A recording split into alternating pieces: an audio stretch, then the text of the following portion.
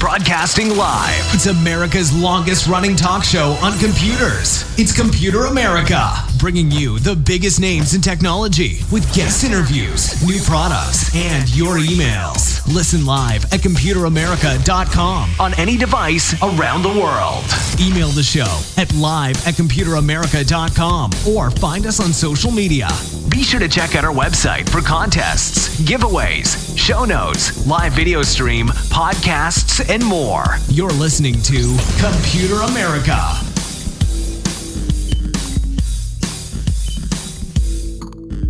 Hello and welcome into the Computer America Show. We are the nation's longest running, nationally syndicated radio talk show on computers and technology.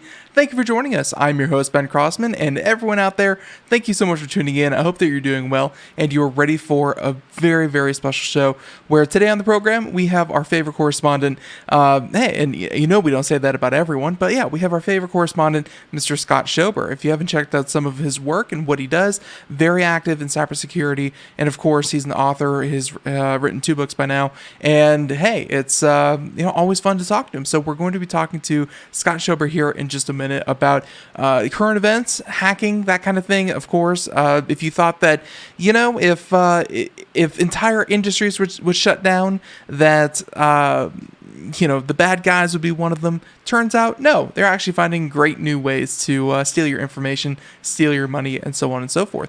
So everyone, welcome into the show. Before we get started, computeramerica.com.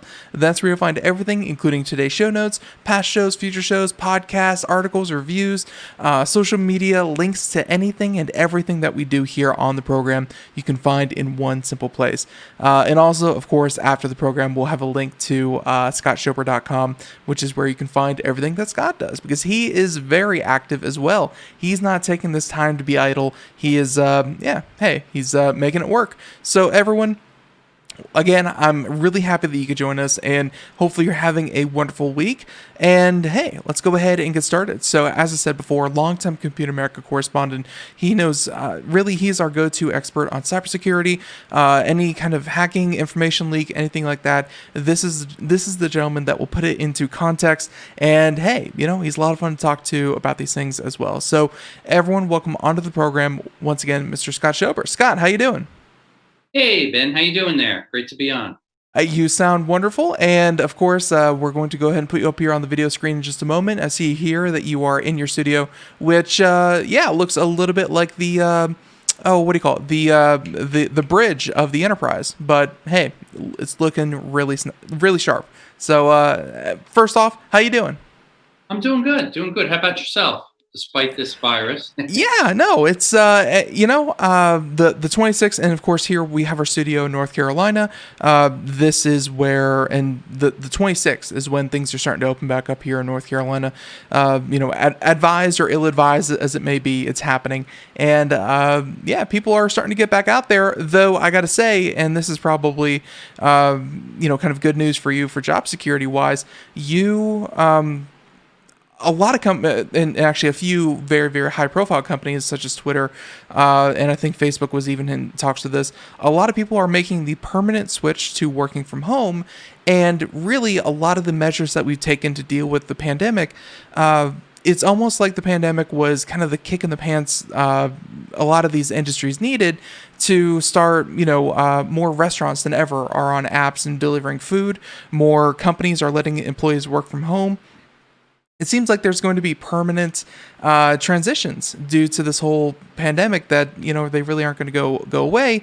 And I'm wondering if you are kind of noticing the same thing, just kind of looking at the landscape that telecommuting, telemedicine, things that we talk about here all the time about not being strictly safe or getting hacked every once in a while. They're here to stay, and they're expanding even. Yeah, absolutely. You make some great points there. And I think it certainly to the point of telemedicine. I know just last week my daughter had an appointment and she couldn't go to it physically here in New Jersey. It's a little messier than some other states, New York and New Jersey, still with the virus. Hmm. But she did telemedicine. And my wife set it up over the computer and they were able to talk to the doctor and take care of everything. Pretty amazing how much can be accomplished remotely without somebody physically being there. Now they will sometimes ask you to take your temperature or measure your blood pressure or this or that. So if you have some basic stuff at home from a telemedicine perspective, you can actually, I think, do a lot, especially with the cameras on computers. Hmm. We've all been forced to kind of jump and learn the world of Zoom and Skype and all these other Google, Microsoft, and so on and so Yeah. forth.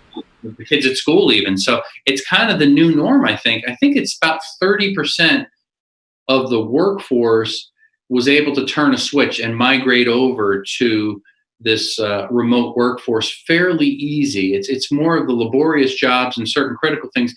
There's just no easy way to do that. And a small percentage is migrating over so they can work at home. But I think to your point, that may be the new future when we think about the workforce and having that adaptability to push more things remotely and still accomplish a lot in the world of business. Yeah, it's and like I said, like the catalyst was this pandemic, but the groundwork was already laid there. I mean, admittedly, certain companies, like you said, Zoom, definitely benefited from the quick transition, but yeah, it's 30% was your number, and I'm sure that the 30% that happened this time, that number is going to get a lot bigger because we can all hope that this is a once in a generation, once in our lifetime, kind of event here with this pandemic. But let's say there's any other situation that would make people stay at home. Yeah, it's nice to have, if nothing else, a plan B for the majority of Americans to be able to, have that fallback, have technology as that fallback. Obviously, like you said, some jobs you can't do that, but it's nice that, hey, we're living in the future. We should be able to do this for a lot of people. So, Yeah. Did it affect you guys at all as far as your broadcast and things? Because you are kind of remote already, I So, guess. and obviously, very very faithful listeners will have noticed this. We actually took about a month and a half hiatus, and that was, we opted into that, but it was more to the fact that news wasn't really happening. It almost seemed like because so many, because so much of our content for our show are, companies launching new products, startups coming on the show, talking about what they're doing. It seemed like the entire world kind of hit pause for like 2 months. And, we kind of noticed that, looking through all of the places that we gather our sources and our news, and I'm not sure if, obviously you go on a variety of news organizations to talk about, this kind of thing. Yeah, everyone just kind of hit the pause button, and no one was announcing new products. No one was launching anything new because it would be a categorically horrible moment to launch a new product in the middle of a pandemic. So we were affected by the fact that everyone else was so affected. We couldn't even do our job. But as far as kind of recording and social distancing and that kind of thing, luckily, working in a studio, people walk out of the studio, you walk in the studio, you disinfect, you do the best you can, and not really, other than again the flow of news. Yeah, I think you're right, and I think of one part that kind of stood out in my mind because we experienced something similar. We had to make some adjustments here with the masks and the gloves and disinfecting, so on and so forth. But the planning that we had for launching new products at trade shows, with all the trade shows and travel being canceled throughout the year, had to have us rethink as a company how we were going to introduce products and do things a little bit different. And I'm assuming that's probably the case with many companies, especially those if they're tied in with technology or Hmm. computers, a CES or that type of thing. There's a lot of forethought throughout the year that goes into the timing of those things.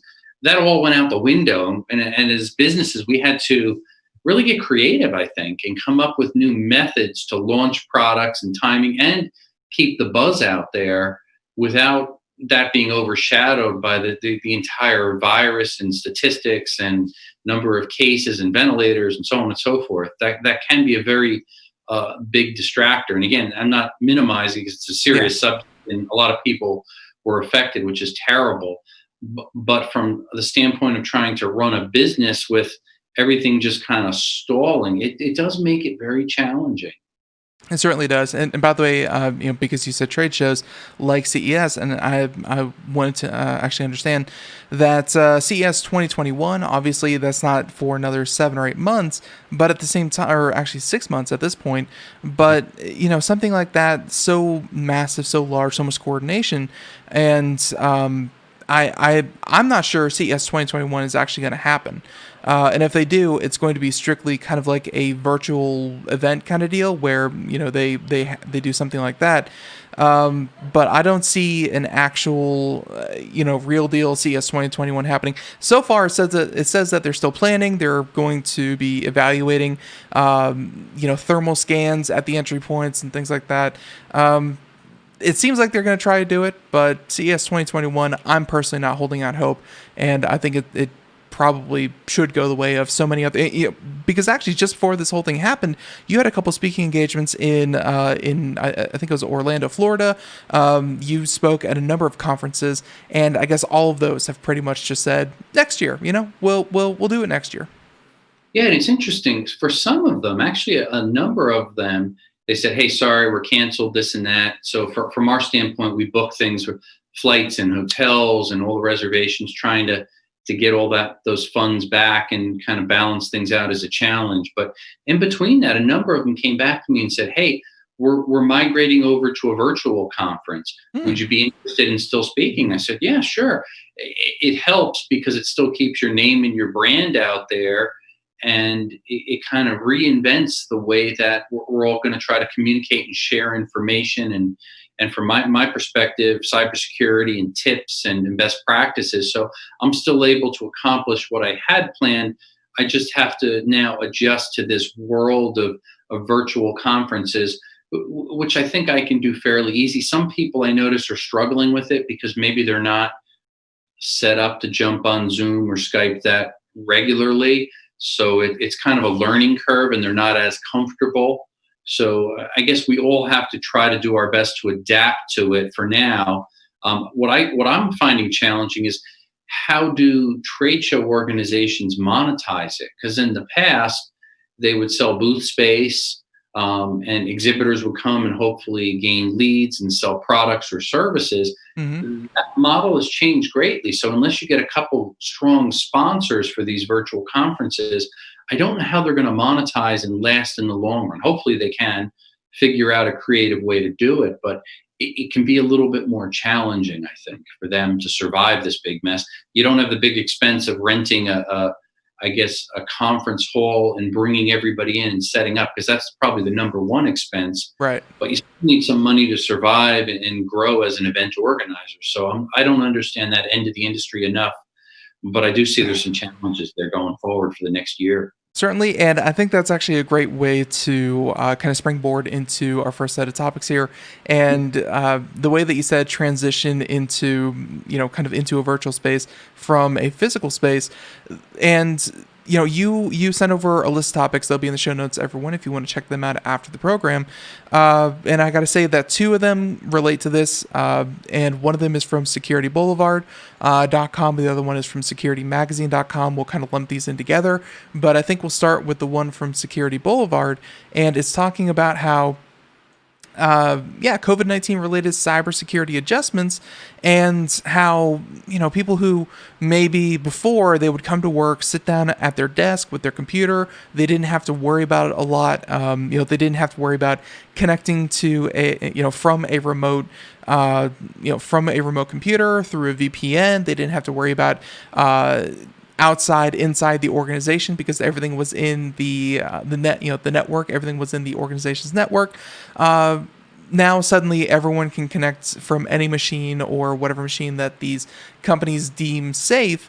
But at the same time, it is a transition, and I believe this is where this article is coming from, where it's, hey, cybersecurity is not the same when you have dozens or hundreds or thousands of people, accessing your network remotely, versus only a handful of designated people that are accessing it remotely. So why did this article catch your attention? Well, I think it was just that. And as I'm talking to a lot of business colleagues and friends, acquaintances, they're trying to learn, how do you work remotely, and how do you, what's involved? Is this safe, Scott? I'd get a lot of questions. And I think if you just look on the radar the past month plus, some reports and statistics are starting to come out, and they're saying that cyber attacks have increased more than tenfold. And Wow. in particular areas where they're really starting to hone in on are COVID-19 related attacks. And what do I mean by that is they're trying to manipulate our innocence, our weakness, our distraction for the whole COVID-19 thing that's going on. And that's what they're doing. They're very effective phishing email attacks. Again, that comes up again and again. We talked about it many times. But a good phishing email attack is really going to kind of touch your senses, and for something that you're longing for. And it sounds crazy, but it could be for masks. It could be for ventilator-related items, medical apparatus. It could be any type of supplies, an N95 mask, or something that you're saying, oh, if I could only find this, where can I find this? It's not at my Target or my Walmart or wherever I shop. I can't find it on Amazon. Oh, I just got this email. Somebody has it in stock. Mm-hmm. Hand sanitizer, whatever the case may be. What are we tempted to do? Click. That's what happens again and again, because we're so focused on our problem, the scarcity of something, and the emotion tied to COVID-19, and we have friends we don't want to get sick. We don't want our family to get sick. Look what happens every time. So that's what they're really effectively using right now, those phishing attacks. So I just point out to everyone, stop and think. If you ran out of toilet paper, but you see something pop up, hey, toilet paper is available in stock, click here, stop. It could be and likely will be a scam that would really stink if you fall victim for clicking on that. So that's the number one thing. There's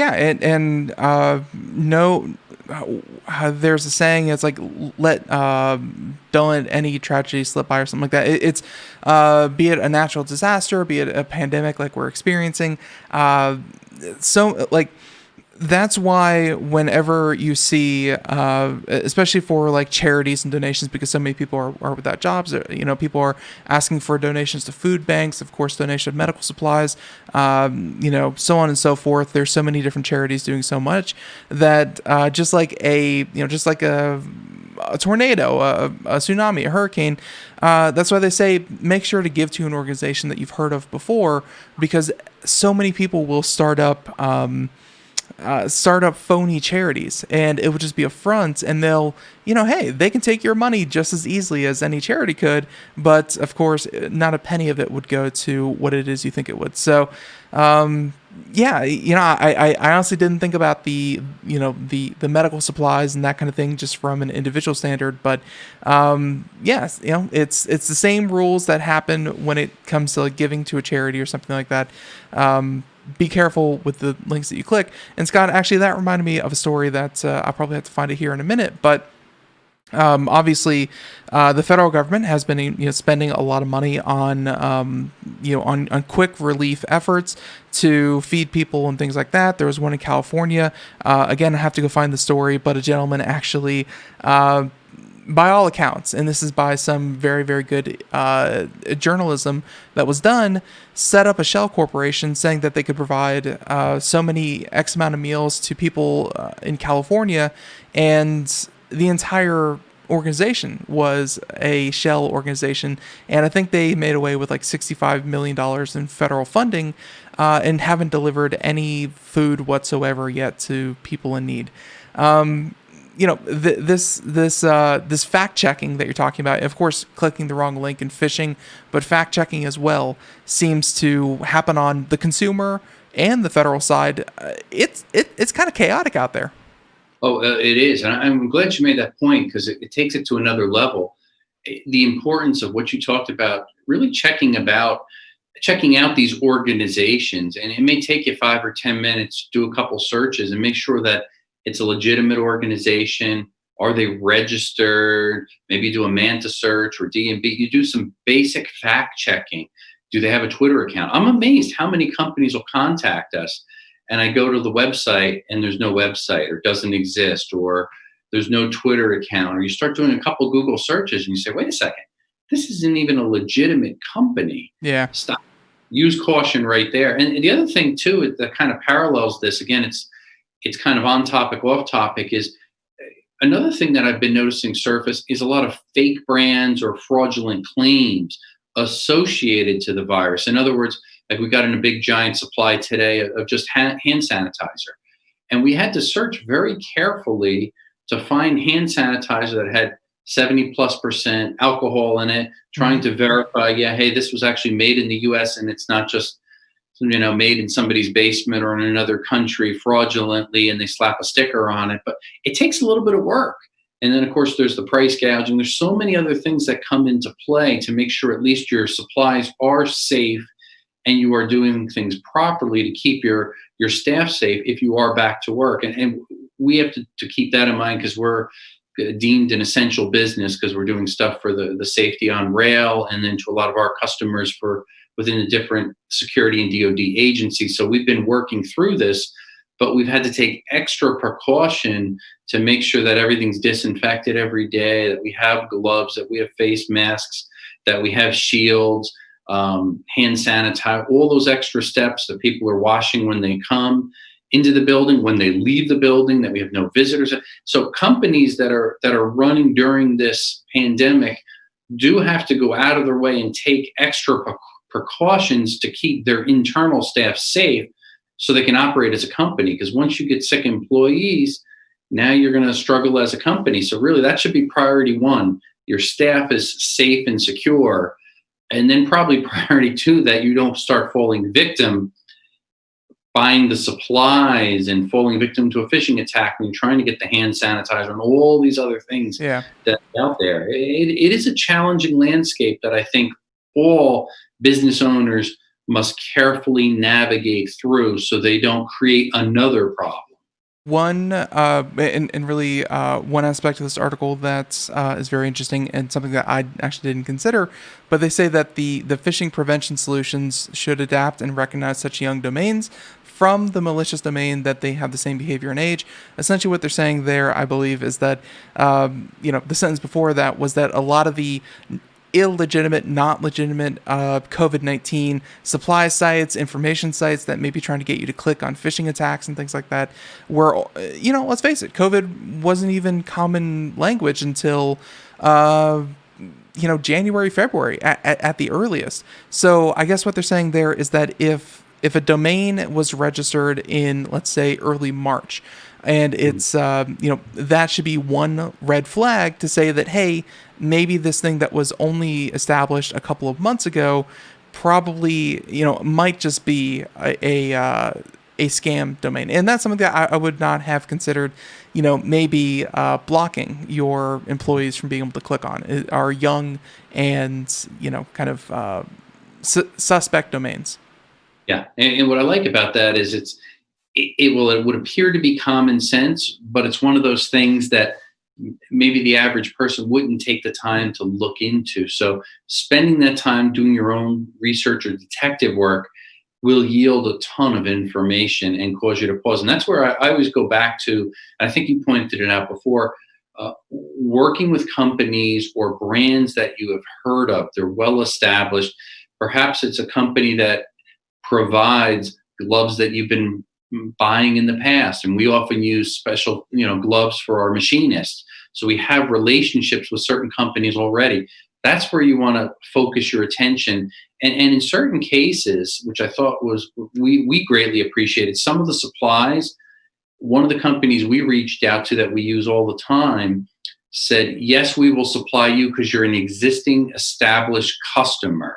We won't sell to the general public, but since we have decades of years of business with you, we will provide you these supplies because they're in short demand, as long as you don't, take advantage and try to buy too many. So sometimes having the relationships over time with a trusted partner, it really does pay off. And I thought it was interesting in this particular case for some of the supplies.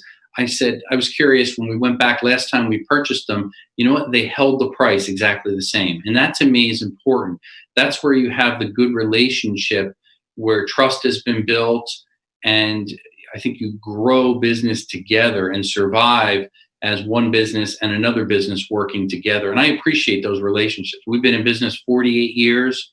Mm-hmm. Hopefully we'll make it to 50 despite these challenges with pandemics and other things that have hit us. We've survived storms, floods, power outages, now a pandemic, and hopefully it allows you as a company to find ways to work together as a team, communicate better, make sure you have proper precautions in place for the what if this happens, as well as some backup if funds and ways to survive through all that stuff. That's important. So it makes you think as a business owner, how do I handle things differently next time so we could respond even better to support our customers, to keep our employees safe? And I think all business owners need to ask those questions up front to minimize the risks and to better respond when there are problems that hit companies.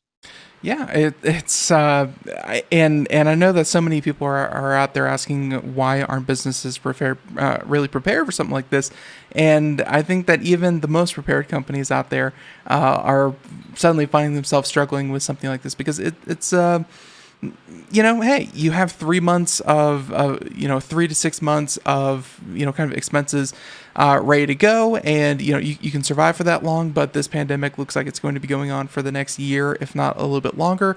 We're of course doing a reopening, but like you said, having those networks already established and having trusted vendors and things like that can save you a lot of headache. Just like you said, buying hand sanitizer of all things, which, hey, 6 months ago, hand sanitizer was just everyday kind of thing. Now everyone's selling it, and not everyone is being legitimate about it. So to continue on with this COVID-19 related cybersecurity, kind of adjustments that everyone has to make. We talked a little bit about this, where hey, people are now working from home, even though it's still the office, and people need to treat their home computers now just like they would if they were at a work device. I've seen too many instances, of people showing improper videos, or they were sharing documents that they weren't supposed to be sharing among work groups and things like that. And I don't know, the ability to share documents and have virtual workplaces seemed like something that a lot of companies didn't have kind of ready to go. And even, like, let's take Zoom for instance. Scott, I don't know if you've been following, but Zoom itself had to make a number of cybersecurity investments and changes ever since they became kind of like the favorite child of this whole virtual meeting space. Like, even the companies that handle virtual meeting, even they had to beef up their security. Yeah, I think across the board companies did. One thing I was very surprised with Zoom, and Zoom did respond. They had to make some serious adjustments, and they continually to do it. And they said they're committed to doing it. And I've seen changes. I'm on Zoom 3-4 times a week at least. Sometimes I'm zoomed out, or whatever the term is. We're on Zoom now, and it's a great medium, and it works well. They have some distinct advantages, I think, over Skype, over, what is it? Microsoft, I think, Teams. Microsoft Teams has one. Facebook and Google came out with their own not too long ago that are directly competing with Zoom. I mean, really, it seems like, video. Actually, I was talking with this to another correspondent, Scott. You know which service was perfectly ready to capture this market, but it completely fell through months before this all happened? And it's kind of rhetorical because I'll just answer that for you. Google Hangouts would have been the perfect, I guess, kind of solution for what it is that we're doing. But Google pretty much pulled the plug. They tried to turn it into like a social media kind of thing. Man, Google Hangouts would have been perfect, but wrong time, wrong place. They could have really owned the video conferencing space if they executed, I think, quicker. Now, since then, I think Google has tweaked their platform. Microsoft, I know, has they all have to some degree. And Google, I think, did well in the world of education, kind of where Apple Computer was years ago. Google did well there, and I think they're starting to thrive there. Although I hear some criticisms from my kids. Aside from that, I think kids don't really enjoy the online learning experience as much as parents thought they perhaps would. They get bored quickly, they get distracted. They need the social interaction with other students. And I don't think that platform. I think the kids were bored in class already, and now I think it's just the parents seeing the kids being bored at home instead of in class.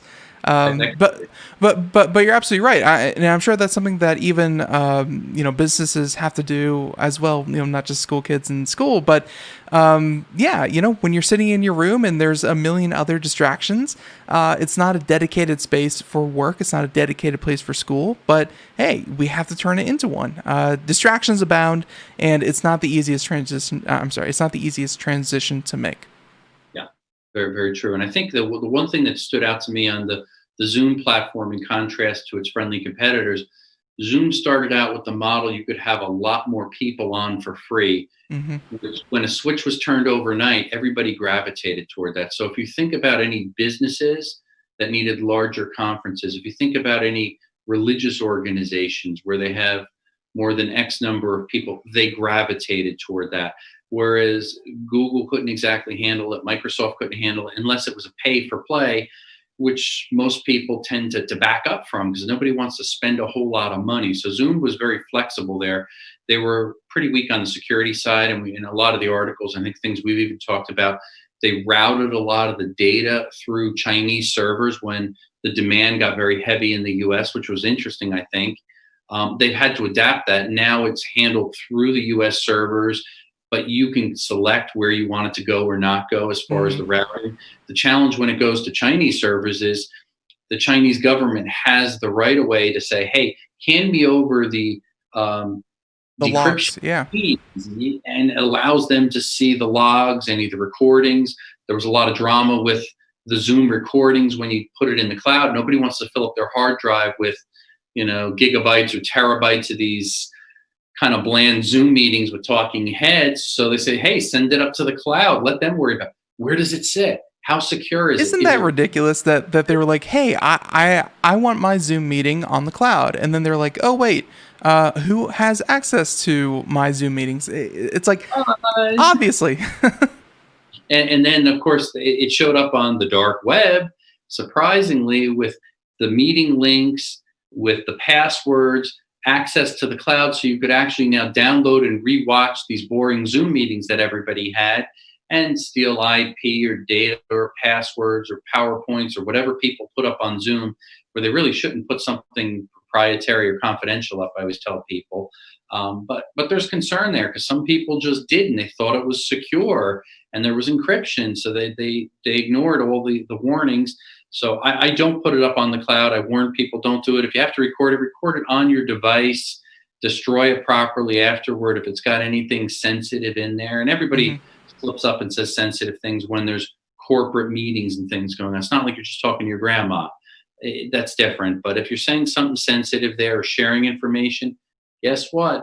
Cyber criminals have a lot of time to scroll through that and find something, little select bytes, and use that against you. So be careful. Yeah, I just saw a post on social media I saw a post on social media the other day talking about really something that you brought to our attention months, if not like a year plus ago, and it's just now making the rounds again with so much information leaks. And I think since we last talked, over the past like 2 weeks, they found another treasure trove of personal security being sold on the dark web for just so cheap. Just so it's Giveaway. Yeah.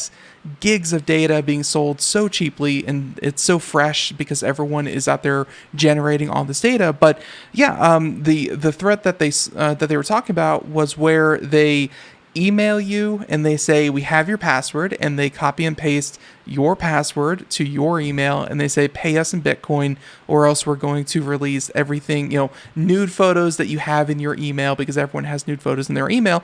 They're going to embarrass you or say any kind of information. And Scott, I don't know if you remember that particular flavor of cyber attack. Yeah, unfortunately, it's real and it's true, and that's what's happened. It's kind of like a unique type of ransom that they'll use against you, and a lot of people fall for it. Unfortunately, Mm-hmm. I personally have received a lot of those. A lot of them that say, "I've seen what you're viewing. I've Yeah. recorded it. I'm going to We use use it." your webcam to record you. Yeah, Yeah. exactly. And yes, it's true. Can they are there hacks to turn someone's webcam and microphone on without the little green light lighting up? Yes, there are. Use caution. What I use is a little camera cover that I have. I slide it over There you go. and on top, and that allows you to probably do more. This $2-3 camera cover that you could slide over to protect you. Your camera does more than anything else I've seen out there. Um, I've got hundreds of them. If anybody ever wants one, just send me a tweet, a direct tweet, and I'll be happy to mail you one if you're in the U.S. But that's a good way to actually protect your mobile device or your laptop or your desktop. Just cover the camera. If you don't want to use a fancy one that slides on and off, a piece of black electrical tape does wonders. I think Mark Zuckerberg in my second book, Cybersecurity is Everybody's Business, I've got a picture of him, paranoid Mr. Zuckerberg, having a piece of tape over his camera. Yeah. So that tells you if one of the most powerful tech guys in the world with more money than he knows what to do with is nervous and takes a piece of tape on his camera, we probably should all have the ability to cover our cameras, because anybody could turn them on and off, unfortunately. I will say the only defense I have for Mr. Zuckerberg is that he's a very high profile person, and I'm sure that he is targeted much more than the average consumer. But you're right. I mean, if a multi billionaire feels safer with a piece of tape, then hey, I think the average person out there can feel safer with a cover or a piece of tape as well. So Yeah, well said. definitely look into that. And again, I just found it funny that hey, here's your password, here's the email it was associated with, and those kinds of threats come from old leaks. Let's say, let's pick a company at random.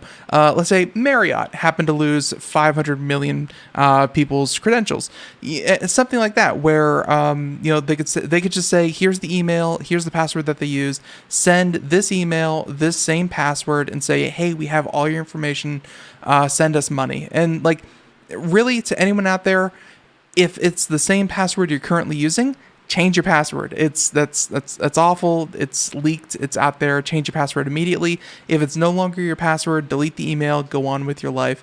But people still fall for it. People still say, "Oh my God, I need to protect myself." Don't fall for it. So there's that. Let's see. So wrapping up this article here about COVID-19 and cybersecurity. And I think they were talking about here. Treat it like your traditional organization, new services, like we said, so many other ways that you can, get VPNs and new email servers and blah, blah, blah. But I wanted to also cover, in conjunction with this article from Security Boulevard, this one here, increased spending in cybersecurity with COVID-19, which is something that you haven't heard a lot of organizations do, which is increased spending. But I guess it's a part of the necessity of doing business online. What have you seen? Where have you seen that, traditionally companies kind of say, well, are we secure enough? Can we handle this, and this? Scott, in your opinion, after reading articles like this, where do you see companies really starting to kind of bulk up their defenses? What are they reinforcing? I think one thing is everything's all over the map since so many companies for the past 2 months are in disarray. So there's not a lot of good statistics that one can base this on. I don't personally feel. However, I thought this article was interesting. Some of the investments and some of the spending is focused toward automated solutions. So what are people looking toward is they're trying to take the human element out where they can for the more mundane tasks in the world of cybersecurity, so it could stop the phishing attacks and the Nigerian scams and other hacks to the company's servers and things of that sort.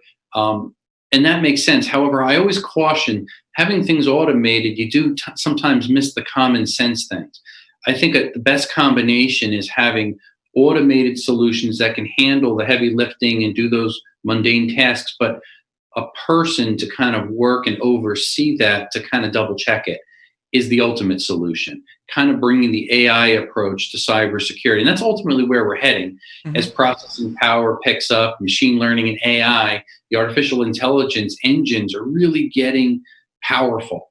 And now when you take that and couple it to other things such as physical security, I think it's powerful in that you've got cameras, you've got geo tracking, you've got a lot of other aspects that come into the equation to put the bad guy at a certain spot at a certain time and make a corollary between the data that's happening and an actual breach. It's kind of like building forensics. The digital footprint that somebody has to hack and get into an organization can actually be traced out. And I think that those type of things are very powerful and can be used, and if properly shared, can help a company. You look at poor world of healthcare. Mm-hmm. Not only did they suffer with this whole mess with the coronavirus, hospital bed shortages on staff, people getting sick, people dying, ventilators, so on and so forth.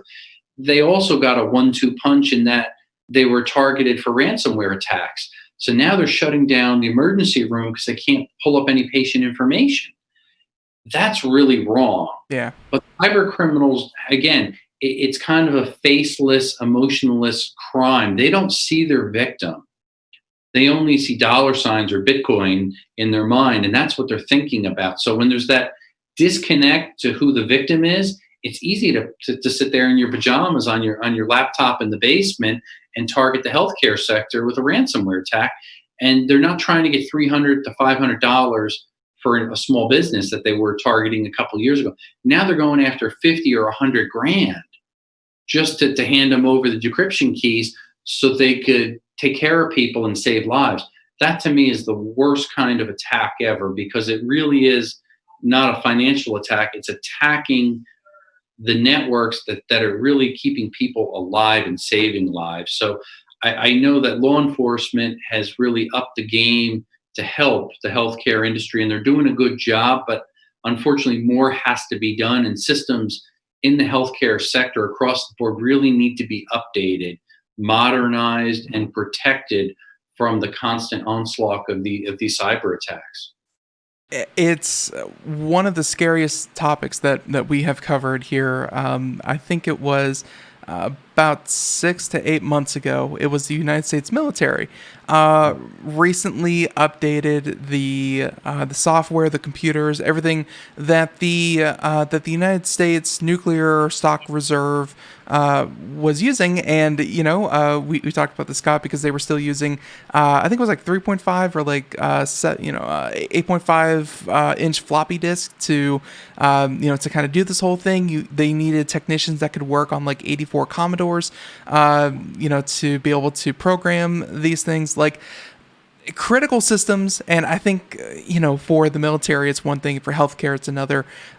We think that the military is very, very well funded, but even they have to prioritize what gets improved year over year and what gets kind of left in the dark, what's good enough, quote unquote. And hey, this is where a hacker with a smartphone and a laptop is going to greatly outperform healthcare, where they're still using computers from the 90s and fax machines and just devices that are still running Windows XP or in some cases 95. Yeah, terrible. I give a case here dear to us. In New Jersey, some may have heard about, even Governor Murphy kind of gave a shout out. Are there any COBOL programmers available to help? Because they had a lot of problems with handling all of the New Jersey unemployment, people that are trying to apply for benefits, and the system just couldn't handle it, and it just kept crashing. Mm-hmm. So then I'm sitting there thinking back to my days in college when I was learning COBOL. That was so many years ago. I don't remember any of that. And I don't know if anybody else in the world even remembers how to program in COBOL. That to me was a screaming sign of, wow, if anything had to be targeted, it would be that. And think about when you're filing for unemployment, that's your personal information there. Yeah. And your social security and your birth date and maybe your bank account and all this information that if decades ago when it was programmed and patched, it hasn't been fixed. And now they're calling out somebody out of retirement to come here and help fix this. That's a scary sign of what the state of things are within different states. And this is just one example, picking on my home state, New Jersey. I'm sure that's across the board. These type of things are happening. There's many cases that I can recall, and it was actually part of my. I did a segment for the show last year talking about if you want to get into programming, here are the different programming languages. Here's what they're useful for, and I remember covering that when I did that for the show. That some of the older, more archaic, it's like, who's going to be programming in this, and Cobalt was one of them that we mentioned. There were a number of other coding languages out there, and it's like, if you want to earn $350,000 to $500,000 a year being a special contractor for government, for healthcare, for any of these large institutions, admittedly, there's only like 5 jobs available in the entire country. But if you can get one of those 5 jobs and you have the skill set to work on something that hasn't been useful for 30 years, boy, you are so lucky to have that job. It's there are so many critical systems are run on old solutions. I remember Computer America when I first got here. They were still using Craig was still using Front Page to do his website, and that was last updated like in 2001. So, organizations of all sizes, be it government to large to small medium business, they could do it too. So with that being said, all this increased spending, I'm sure that the IT people are within the organizations going, finally, they're listening to us. But at the same time, they're flooded with work now because they have so much to do, so much to transition. And I like your idea of, bringing in more humans, because you're right. That's what this article was getting at, was that so much was shifted to automated processes, but automated is not always the best way to do it. So definitely makes sense. So we're quickly running out of time. I apologize. Let's talk about some of these other topics that we have here. And okay, shiny hunters. I think this is what I was talking about that massive treasure trove hitting the dark web, being sold for insanely cheap. I believe it was data put together by an organization called Shiny Hunters. I think this is what I was recalling. But talk about the Mathway breach, latest caper for Shiny Hunters, and talk about Shiny Hunters real quick, and then what it is they got this time. Yeah, in this case, I think the focus was on lots of email addresses, 25 million plus email addresses, I believe, and assaulted passwords they talk about in this article. So it's kind of an interesting read, not to get caught up in all the technical jargon on it there, but just in the world of cryptography, when they use the term salt, it's kind of random data, and that random data can be used as additional input as a function that hashes the data for a password or a passphrase. So in layman's terms, it makes a password safer, if we have to think about it from that standpoint. And the breach, as usual, It's something that was investigated recently, mid-May, but the breach really took place back in beginning of 2020, there in January sometime. And the passwords weren't compromised per se, and they were protected. So they're basically saying, hey, not that big a deal here. However, it helps you to appreciate the bottom line, I think, of the article is making sure that passwords are stored properly when they're sitting kind of in a state where they can be easily hacked. And again, that term passwords and compromise comes up again and again and again in every breach, which instantly tells me what's the takeaway if you've got to guard passwords that are in storage, or if you're a user, are you protecting your passwords by using a password manager?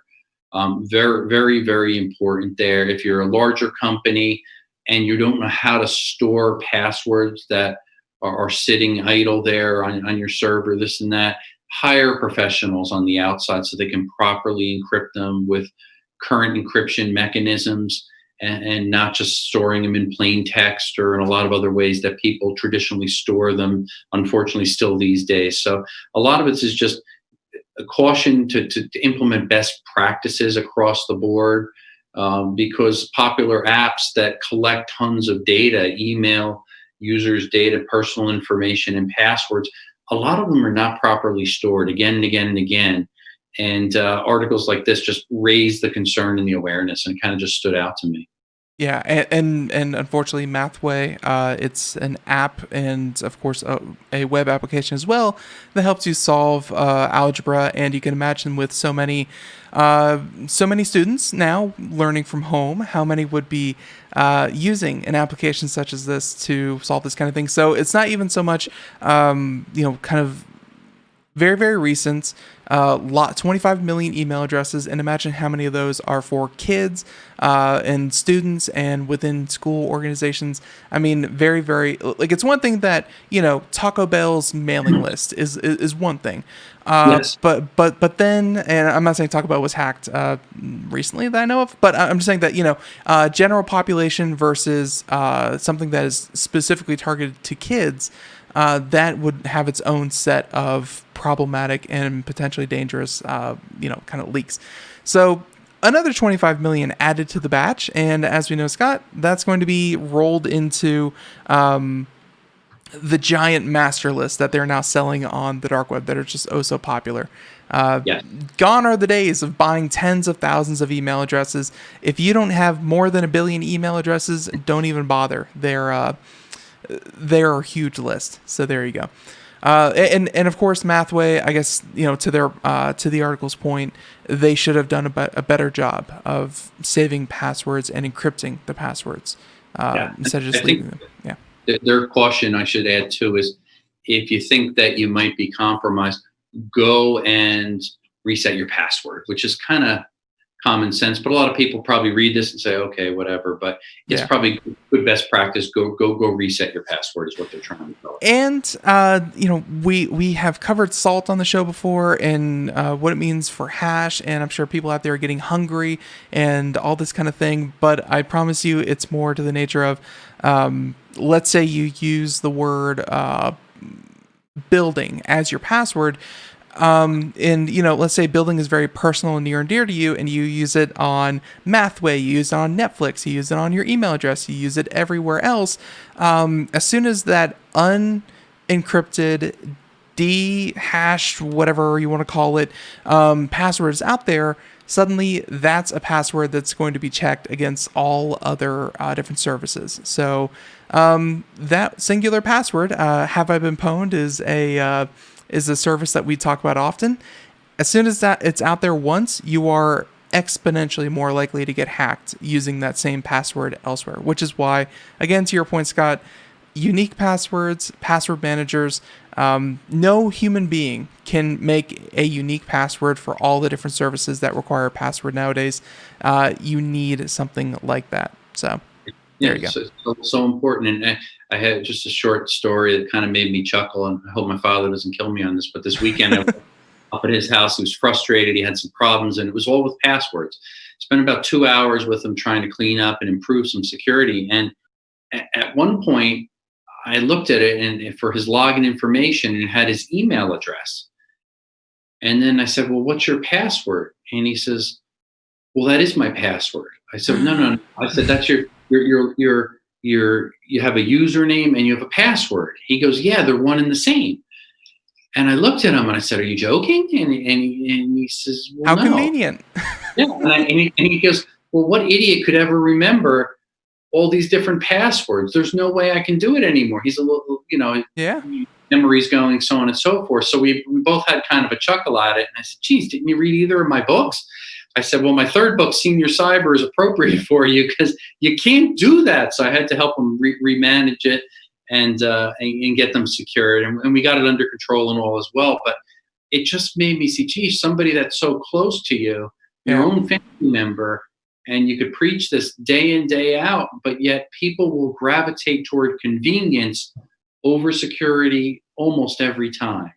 I deal with the exact same thing myself. It doesn't matter if you run a radio show, if you write books every single year. It doesn't matter what you do. Like you said, convenience is king.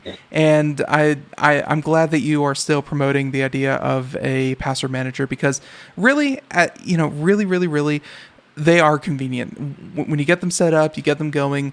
Password managers, it's like an autofill, autocomplete, very, very secure, and it's definitely worth everyone's energy to go out and do something like that. So I'm glad that you definitely preach something like that.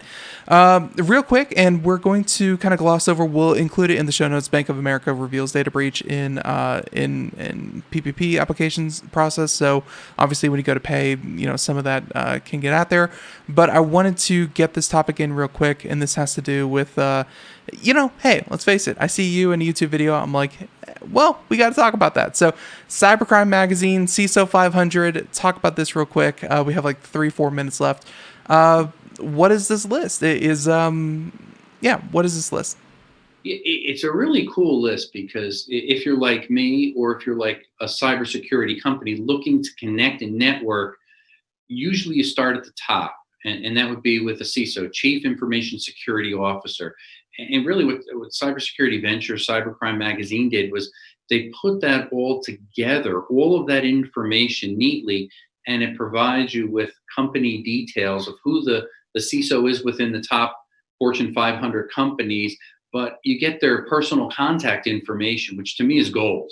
So they offer a simple subscription model, I guess, and they keep updating this because the average CISO I thought was interesting, kind of hops jobs every 18 months to 24 months. Why? Because they make so much money and they're in demand and they're hard to get through the wall to get to them and actually talk to them. So this really helps get you right in front of them and interact with many of these CISOs.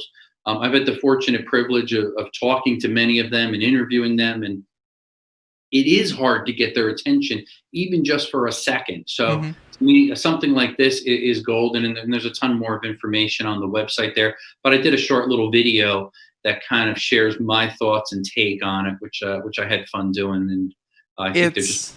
Yeah, it's actually kind of funny because in a different kind of field in journalism, and of course, being here with radio, and we connect to so many different people, but journalists in general, they have the exact same problem. You can pay a lot of money for the exact same model that you're talking about. This model has existed for decades even. I remember, Craig showing me that you can sign up to newsletters and magazines that would get you, in touch and in contact with some of the, some of the more prominent journalists out there. And it's the exact same thing where it's journalists jump publications every so often. They're hard to get a hold of, but being able to reach one is just incredibly valuable, and I'm sure that when it comes to CISO, and I got to say honestly though, another great place to reach out, and this is what I've noticed, is Twitter. Oddly enough, of course you can reach out to Scott on Twitter, you can reach out to myself on Twitter, but a lot of these security-minded tech people, they love Twitter and they love talking on Twitter. So maybe that's another place to reach out there as well. Yeah, that's a great point there. And I know we didn't touch on this, but just if I can do a quick mention. Sure. Everything is so tied to the COVID and the virus. And I think the interesting thing, and maybe next time I come on, we can talk more about it. Nobody's talking much about election hacking and securing elections, which kind of was a surprise to So me. here, and I'm going to jump in. I completely agree. Absolutely. Let's do it, Scott. Love to hear it. I got to say, though, I did hear a story about that just the other day in the car on NPR. But what they were saying was that a lot of the misinformation that's happening with COVID is coming from the same sources that did the 2016 election hacking, and that there's no indication that we shouldn't expect even more, because COVID-19 was kind of like a spur of the moment. It's happening. We got to take advantage of it, be it Russia, China, whatever. The elections are coming. They're 2020. They've been, everyone knows when the 2020 elections will be. It's going to be infinitely worse than the COVID misinformation, and even worse than the 2016. So, Scott, absolutely, let's go ahead and do that. If people want to find out more information about you, Scott, where's the best place to go? I think my website, scottschober.com, or Twitter, ScottBDS would be great. And just a shout out, a recommended read talking about the elections. I was reading it this weekend. This is a great book. I don't know if you could see it or not. Manipulated. This is from the former Chief Information Officer, Teresa Payton. So I've been reading this book on the weekend. I just started. I'm going to be doing a video review on this because it's so timely with cybersecurity and election hacking. And that's exactly what she deals with, because she was working for the president there as Chief Information Officer, and talks all about the future, about what's going to happen with the election. So it's kind of exciting what she feels is going to happen before we're actually going to see it unfold before our eyes. So part of me says, I hope she's right. And part of me says, we're in trouble. So, and part of us know that we know she's going to be right. So everyone, that's it for us here. Thank you so much, Scott. We'll catch you here next month. And hey, it sounds like we're going to have a fun show then too. Everyone out there, computeramerica.com, scottschober.com. We'll catch you next time. Bye, everyone. Stay safe.